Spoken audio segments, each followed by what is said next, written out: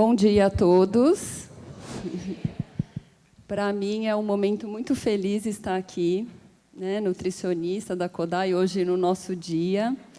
Gostaria de parabenizar mais uma vez a Vanessa pelo Dia do Nutricionista, agradecer ao Dr. Moisés, que fez uma homenagem no canal dele para todos os nutricionistas, agradecer a presença da sua esposa, que é nutricionista também, parabéns pelo seu dia. E agora a gente vai conversar sobre o livro que foi recém-lançado, foi lançado em abril, e o título é Mamífero que Fala, né? Cujos autores estão aqui, que é uma honra para a gente, os autores terem aceitado esse convite e estarem aqui com a gente conversando sobre esse tema tão importante. Agradeço pela sua palestra, que foi maravilhosa, me senti emocionada, também como mãe de 2 filhos, né, e como depoimento pessoal, no primeiro filho, apesar de todo o conhecimento, na hora a gente vê que não basta. No meu primeiro filho eu tive muita dificuldade de amamentar, né, e a rede de apoio foi extremamente importante, meu esposo, amigas, pediatra, a minha família, meus pais, e apesar de não ter sido exclusivo até os 6 meses, eu consegui amamentar até 2 anos e meio ele. Já na minha segunda filha, eu já estava mais segura, como mãe de segundo, né, que a gente percebe que já dá uma segurança muito maior. E aí ela, sim, eu consegui, né, amamentar exclusivamente até os 6 meses, e ela desmamou faz pouco tempo, tem 3 anos agora. Então, para começar, eu gostaria de saber da Vanessa, né, por que uma história infantil sobre o aleitamento materno, né, um livro infantil sobre esse tema? Bom dia para todos. Também agradeço o convite, parabéns também pelo seu dia. Bom, o É Mamífero que Fala, né, é um livro de historinha infantil, tem um enredo infantil, obrigada, lúdico, onde a gente aborda diversos conceitos de amamentação. Então, apesar de ser classificado como um livro infantil, eu falo que ele serve para todas as idades, porque, na maioria das vezes, quem vai ler esse livro para a criança é um adulto. E tem tanta informação que os próprios adultos não sabem sobre o aleitamento materno, né? Todo mundo tem aquela ideia de que amamentar é algo instintivo, e não é, é um aprendizado constante, né? Então, tem muita informação tanto para o adulto quanto a criança. E aí, pensando lá nos indicadores de aleitamento materno, o que é que a gente pode fazer mais, né? E nós vimos que não tinha algo direcionado para a criança em relação ao aleitamento materno. E quando eu me tornei mãe, eu tenho um casal de filhos, um filho de 5 anos, o Luca, e uma filha de 2 anos, a Marcela. Eu fui amamentar a minha filha e o meu filhinho tinha levado um amiguinho para brincar em casa. Então, eles estavam lá brincando na sala e eu fui amamentar minha filha. E o amiguinho dele olhou e falou assim: tia, o que você está fazendo? Tia, eu estou vendo seu peito, tia, o que é isso? E eu parei e falei, como que uma criança de, na época, 4 anos, não sabe o que eu estou fazendo, né? Uma criança que não tem irmãos, então ele não vê, né, um irmão mais novo ser amamentado. As famílias são diferentes atualmente, né? As famílias são menores. E as mães não amamentam tanto atualmente. Então, foi se perdendo esse conhecimento sobre a amamentação. E quando a minha filha fez 1 ano de idade, ela ganhou a sua primeira boneca de aniversário. E a boneca veio com uma mamadeira. E eu parei, olhei e falei, mas por que a gente trabalha essa cultura de desmame já nas crianças? A gente sabe que existem estudos que mostram que usar chupeta e mamadeira influenciam e causam desmame precoce pela confusão de bicos. E nós, as crianças, brincam com bonecas e acalmam suas bonequinhas colocando a chupeta e alimentam as bonecas com mamadeira. Então, Moisés, vamos fazer um livro, né? E aí ele teve a brilhante ideia de falar com as crianças, porque com essa cultura que nós estamos passando para as crianças, o que a gente espera das próximas gerações, das próximas pesquisas? Será que essas crianças vão amamentar quando tiverem filhos, se elas já acham natural usar uma mamadeira, né? Então, foi por esse motivo que o livro é infantil. Então, serve para todas as idades, mas o foco realmente é trabalhar a próxima geração que vai amamentar. Ótimo, muito bom. E, ao longo do livro, Dr. Moisés, a gente tem vários mamíferos, né? Muito. Conforme o título. Inclusive nós. Isso. e para trazer essa ideia mesmo de que a amamentação é natural, faz parte da nossa espécie. E agora o senhor vai contar para a gente, né, o que esses mamíferos nos revelam, né, ao longo da história do livro. Beleza. O livro, o filme, O Começo da Vida, não sei se todos viram, coloca a seguinte informação: se mudarmos o começo da história, mudamos a história toda. E se nós pudéssemos mudar a história da amamentação desde o seu começo? Desde o Era uma Vez.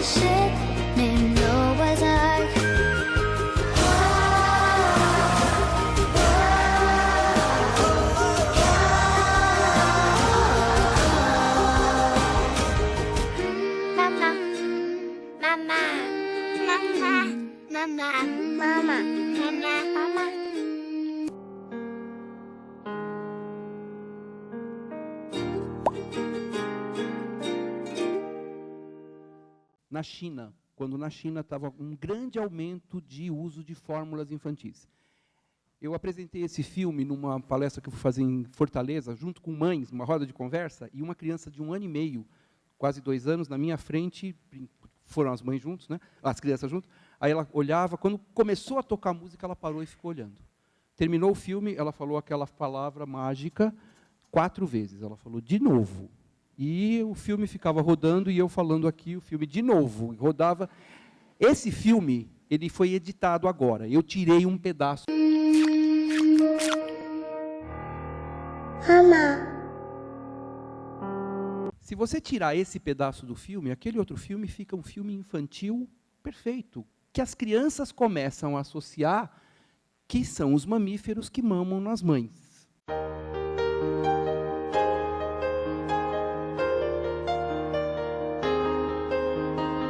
Somos mamíferozinhos, assim como são os gatinhos, e os cachorrinhos e os filhotinhos das elefoas. Como as oncinhas e os cavalinhos, como os bezerros e os macaquinhos. Da mesma forma que os filhotes das leoas, e as girafinhas e os canguruzinhos, e como também são as ovelhinhas. Somos mamíferozinhos, mamamos do mesmo modo que os ursinhos, crescemos do mesmo jeito que os miquinhos. Ficamos fortes como os tigrezinhos.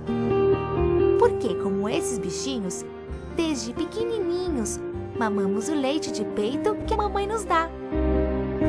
Mamíferozinhos nós somos. Crescemos fortinhos e desde miudinhos aprendemos como eles a falar. Mamãe, eu quero mamar.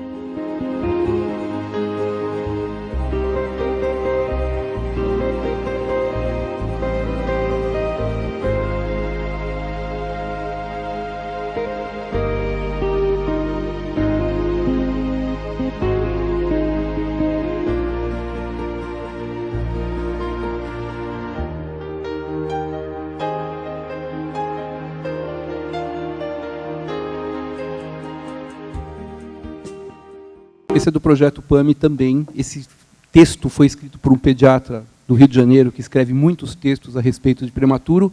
E isto, por exemplo, pode perfeitamente... Está no YouTube, livre busca. É só procurar e apresentar para crianças de qualquer idade.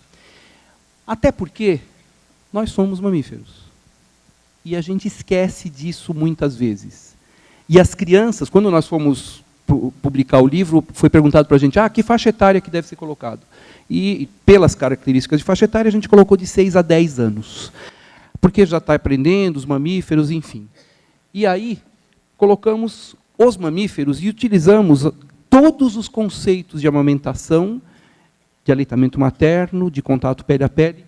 Por exemplo, nos porquinhos, falando a respeito de anticorpos e gemelabilidade. Na baleia, livre demanda e a questão de leite fraco.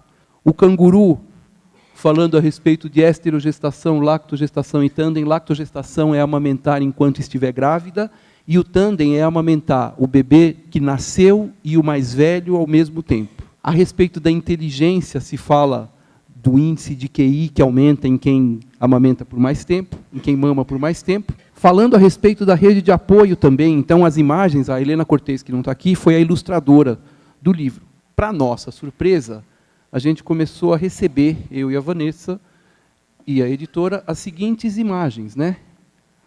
O livro começou a ser utilizado, quem comprava o livro, a mãe sugeria, e isso era usado na escola para atividade, para falar a respeito de amamentação e a respeito dos mamíferos. O projeto, o espaço lúdico, colocando também como se faz para tirar o leite da vaca, enfim, falando a respeito dos mamíferos. Aqui um trabalho que foi feito também em escolas. Esse aqui foi o último que a gente viu aqui, isso aqui do Ninho do Pato Feio, que é de registro.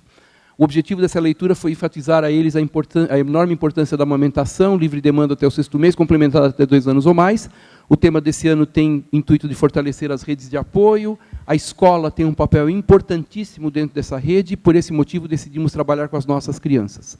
E as imagens, as crianças vendo os livros. Aqui crianças menores, aqui as crianças maiores. Nós temos no Face uma página que chama É Mamífero que Fala, né? O Instagram é Mamífero Que, onde tem informações e mais questões a respeito do livro. O livro é da editora Paulinas, ele pode ser comprado no site da editora Paulinas e no site da Saraiva. Saraiva. Isso. E livraria Panapaná. Isso. Os direitos autorais foram doados na íntegra por nós todos para a Casa Ângela, que é uma casa de parto humanizado. Receberam agora a primeira parcela, sinal de que está vendendo alguma coisa o livro também. Esse é o livro. Tá? Então, basicamente é isso, gente. Tá? A ideia da divulgação e da informação, e de lembrar que, sem educação, a gente não chega em lugar nenhum. Nós podemos demorar um pouco mais para que essas crianças que a gente está educando agora cheguem numa vida adulta, reprodutiva e que amamentem. Mas são crianças que vão conseguir passar a mensagem de amamentação, independente de gênero, independente de classe social, independente de idade. E a expectativa é que, mudando da base, a gente consiga, falando com as crianças e, lógico, com isso, retomando o hábito da leitura de livro, né? Livro aquele que a gente pega na mão, não aquele que passa assim a folha no tablet, né? Livro que a gente pega na mão, com ilustração, e que gerar o interesse. A gente tem visto isso, tanto de crianças de 1 ano e meio, 2 anos, como de avós que voltaram. Ah, sim, isso a gente não colocou ainda. Você pode falar o que mais tem no livro, que aí é a parte nutricional do livro. O livro, a história acontece enquanto, vou dar um spoilerzinho do livro, enquanto a criança, um menino teve uma irmãzinha e ele pede para a avó preparar aquele bolo maravilhoso, porque todo mundo tem uma avó que faz uma receita incrível para a irmãzinha que acabou de chegar. E enquanto a avó cozinha com o neto, ela vai lendo um livro dos mamíferos, e aí vai se desenrolando a história. E, com isso, a gente tem também um outro intuito no livro. Na verdade, a gente quer resgatar o hábito da leitura, né? Essa leitura de livro com folhas, como o Dr. Moisés falou, mas também resgatar o hábito de cozinhar com as crianças, porque a alimentação infantil está cada vez pior, os índices de sobrepeso e obesidade estão alarmantes, e o que eu percebo é que, às vezes, você pergunta para a criança o que é uma batata, e ela vai te mostrar uma batata frita, ela vai te mostrar um salgadinho de batata, e se você mostrar o legume, a batata, ela não sabe o que é. Então, o livro também tem esse intuito da parte nutricional de colocar a criança para cozinhar junto com a família. Isso é tão importante para a nutrição como para resgatar vínculo familiar também, porque hoje as crianças comem sozinhas, cada um tem um horário, ninguém senta mais numa mesa do jantar para jantar juntos, ninguém prepara o lanche escolar, né? Hoje em dia, as lancheiras são cada vez menores para caber uma caixinha de suco, um pacotinho de biscoito ou de bolo, então ninguém prepara um alimento para a criança, então tentar resgatar essa parte nutricional de cozinhar com as crianças. Vanessa, foi muito bom você falar, né, desse incentivo à culinária junto com a família, que nas escolas a gente também valoriza essas ações.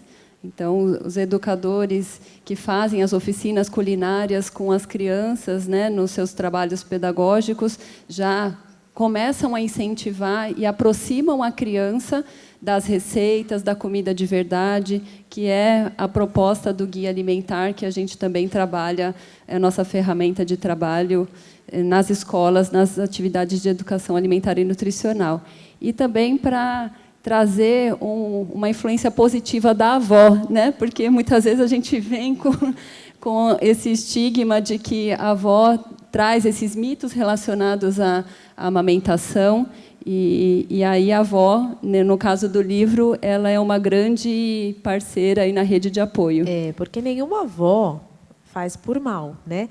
A gente vendo a palestra do Dr. Moisés, percebemos as propagandas lá do Nanon, do leite condensado, então elas viveram essa época, é a referência que elas têm. Então, no intuito de ajudar, elas acabam dando conselhos que, para elas, seria positivo. Então, o livro, quando a avó lê para o seu netinho, ela também está aprendendo, né? Vanessa, você falou que a história ela foi inspirada numa situação que você vivenciou. Agora, relata para a gente quem são os personagens do livro. Eu acabei comentando, então, na história, o Luca é o meu filho, que recebeu a irmãzinha Marcela, e aí pede para a vovó cozinhar o bolo. Então, escrevemos esse livro rapidamente. Eu falo que, me inspirando nos meus filhos, foi uma produção super rápida, pensando aí no Agosto Dourado e esse trabalho para esse ano. Então, para mim, super importante o livro, porque são os meus filhos que são os personagens principais da história. Muito bacana. Doutor Moisés, o senhor gostaria de resumir assim, a principal mensagem do livro, né, de que forma que ele pode ser trabalhado pelos educadores que estão aqui presentes? A ideia básica de lembrar, primeiro, que nós somos mamíferos, resgatar mesmo, como a Vanessa falou, o hábito da leitura, colocar, através das informações, os dados que a gente fala a respeito de amamentação, de esterogestação, contato pele a pele, e outras questões a mais, de uma forma simples que a criança possa entender. A gente já teve retornos assim, de estava numa situação e a criança falando para a mãe, olha, agora é hora do bebê mamar, pega ele perto de você. Enfim, são questões importantes que não estão no currículo, muitas vezes, nem das faculdades. Foi feito um estudo, há uns 20 anos, mais ou menos, na Faculdade de Medicina, em 7.200 horas aula, tinha 20 horas de aleitamento materno. Residências de pediatria, poucas horas aula, agora talvez isso seja corrigido. Visita a banco de leite, pouquíssimas visitas a banco de leite, então a gente não cria o hábito e a rotina e a cultura da doação de leite. E quando a gente fala de doação de leite, imagina o seguinte, você vai voltar a trabalhar, não interessa quando você vai voltar.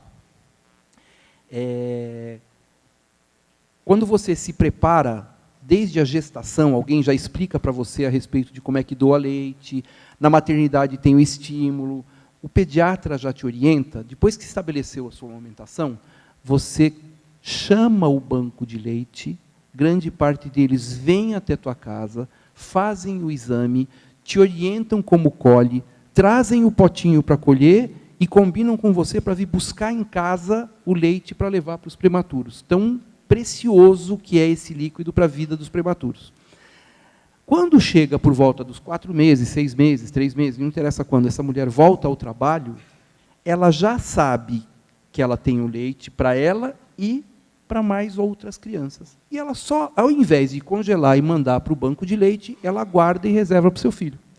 Agora, imagina 4 meses, você vai voltar a trabalhar. 15 dias antes, o pediatra fala, bom, então agora você começa a tirar leite, porque você vai voltar a trabalhar. A mãe está ansiosa, angustiada, acha que vai deixar o filho dela na selva, porque ninguém cuida como ela, e não cuida mesmo, mas enfim, mas abandonar ela ali, aquela sensação de culpa, porque nasce um bebê, nasce uma mãe, nasce uma culpa, normalmente quando ela já não nasce junto com o bebê.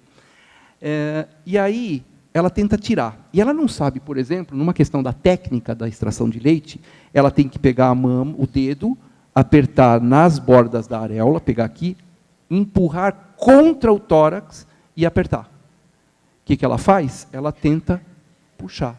Quando ela tenta puxar, sai 3 gotinhas, 2 ml. Ela olha e fala assim, não tenho leite. O que eu vou fazer? Meu filho não vai passar fome. Vamos começar a testar a mamadeira. Testa a mamadeira, a pega no bico é diferente da pega da mamadeira, a pega do seio é diferente, e aí acontece aquilo que a gente chama de confusão de bicos, a criança desmama. Então, se houvesse a cultura da doação de leite desde o pré-natal, a gente não teria esses problemas, e aí essas são ideias que a gente passa também através do livro, através de informação, vínculo familiar e amamentação. É importante falar que o banco de leite, ele não é um local só para a mãe doar o leite. É um local porta aberta para atender essa mãe que tem qualquer dificuldade. Então, vocês que têm contato com as mães, muitas vezes que estão retornando ao trabalho e o bebê entrando na área escolar, se perceberem que ela tem alguma dificuldade, podem orientar que o banco de leite atende gratuitamente, dando essa ajuda como extrair o leite. Essa informação é importante, até como assessorar as mães que estão com dificuldade mesmo de amamentação. Eu tenho uma colega, a nutricionista Lucila, que trabalha no ambulatório da Preventiva, da Unifesp, e lá tem também o banco de leite do Hospital São Paulo, e ela recebe mães que estão com dificuldade de amamentar, porque quando começa essa dificuldade, seja por qual motivo, a primeira ideia vem logo já entrar com a fórmula, né? Ou para complementar, mas, na realidade, aí se inicia o desmame, né, doutor? E só uma informação importante, né? O Brasil tem a maior rede de banco de leite humano do mundo. O Brasil exporta tecnologia de banco de leite, e falta leite nos bancos de leite. Então, não dá para ter o suprimento para todos os prematurinhos que nascem e precisam do leite materno. É complicado.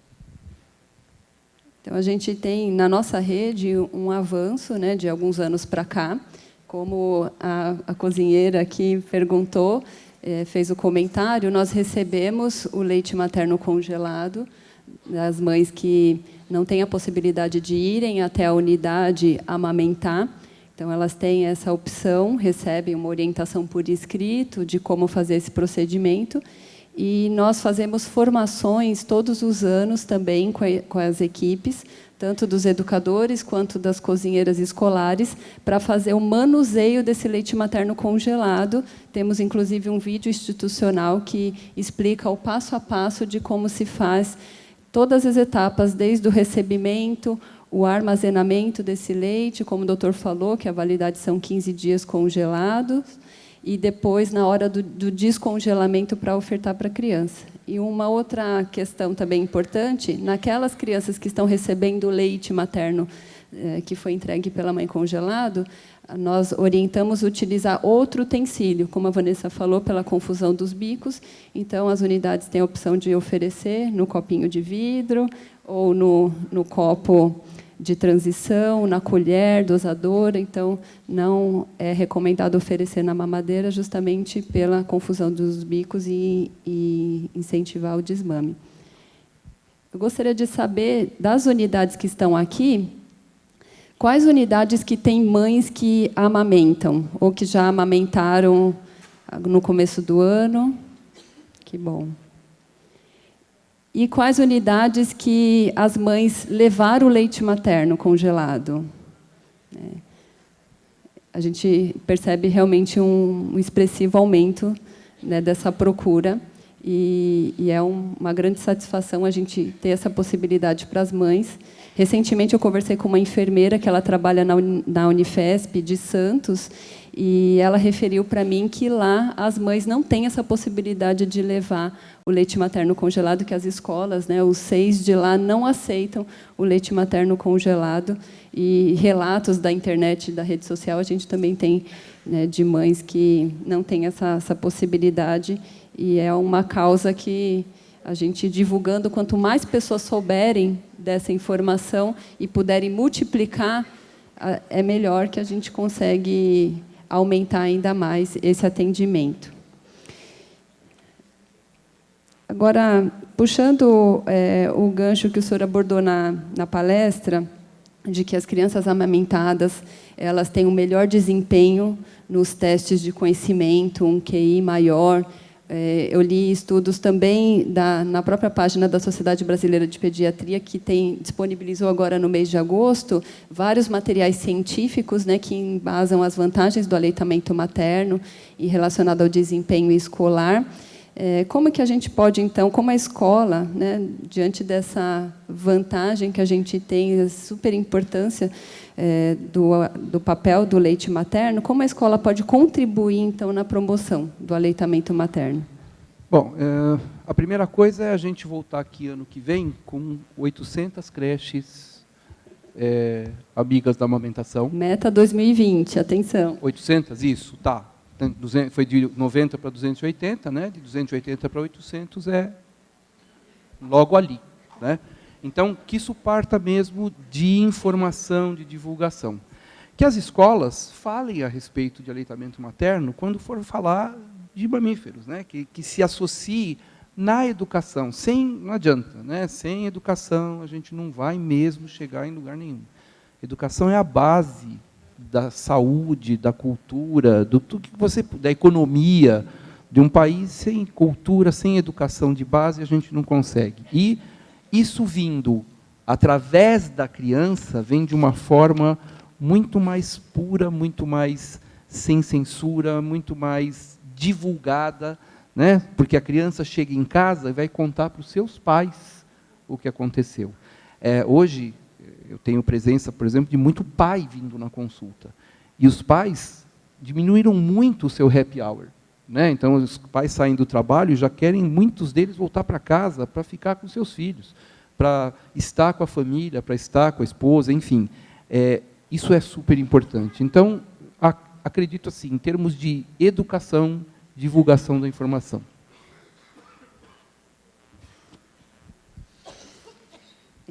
No dia que nós tivemos a reunião lá na CODAI, eu levei o livro para casa. A minha filha, Luana, tem 3 anos, como eu comentei, e ela foi desmamada faz pouco tempo.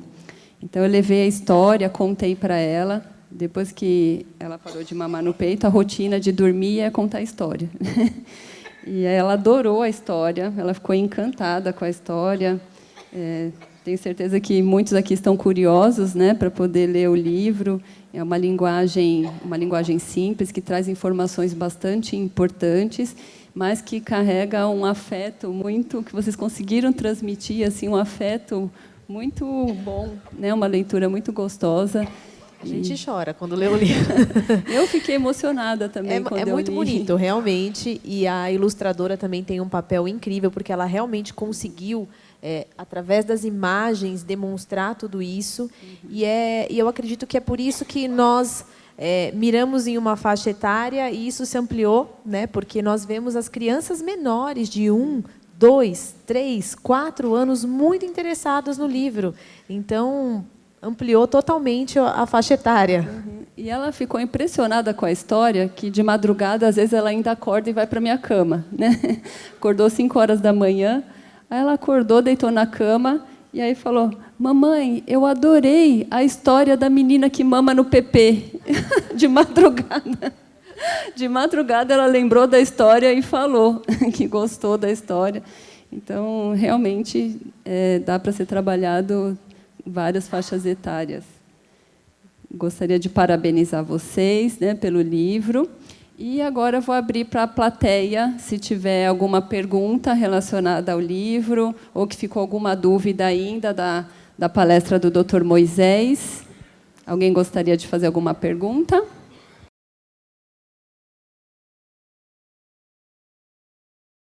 Tem. A gente recomenda que antes dos 18 anos isso seja feito. É uma recomendação fundamental. Não.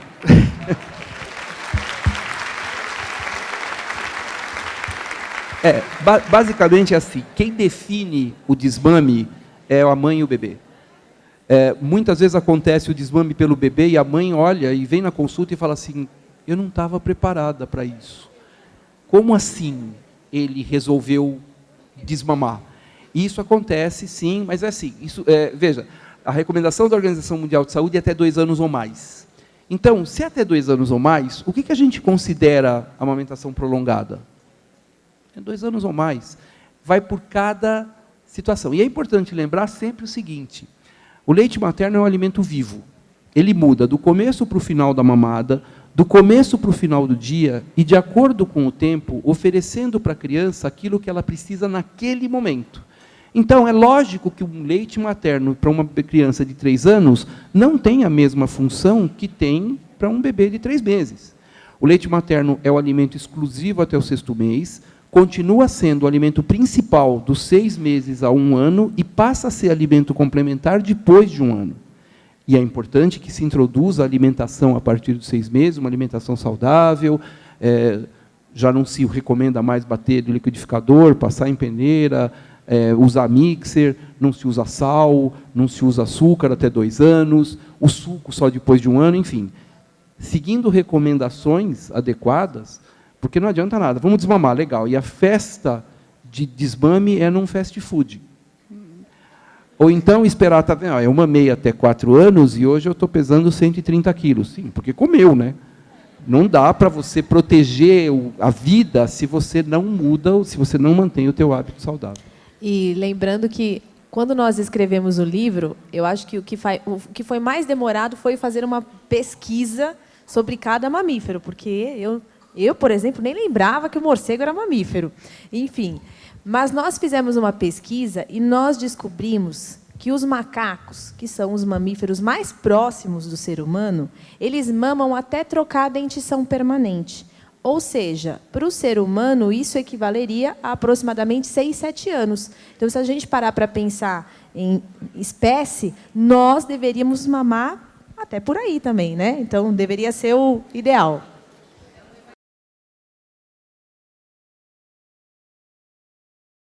Clinicamente não tem problema nenhum. A questão seria por questão de estrutura da SEI. Nós, até no primeiro vídeo que foi feito para divulgação, nós temos a fala de uma psicóloga que ressalta justamente essa questão, que não tem limite de idade. Né? Mesmo a criança no berçário 2, no minigrupo, que a mãe desejar enviar o leite materno em substituição ao que é oferecido no nosso esquema alimentar, né, que são o horário da manhã e o horário da tarde, a base de fórmula láctea, é possível, seguindo o mesmo procedimento de manuseio do leite materno. Independente se a escola tem o selo, Sei Amigo do Peito ou não, esse procedimento é procedimento padrão, e os informativos estão disponíveis no site da CODAI. Informativo técnico que orienta, no caso da mãe que deseja trazer o leite materno congelado. Tá? Independente do selo, qualquer unidade, pode aceitar. Então, a gente agradece. Muito obrigada. A participação do Dr. Moisés, da Fernanda e da Vanessa. Muito obrigada.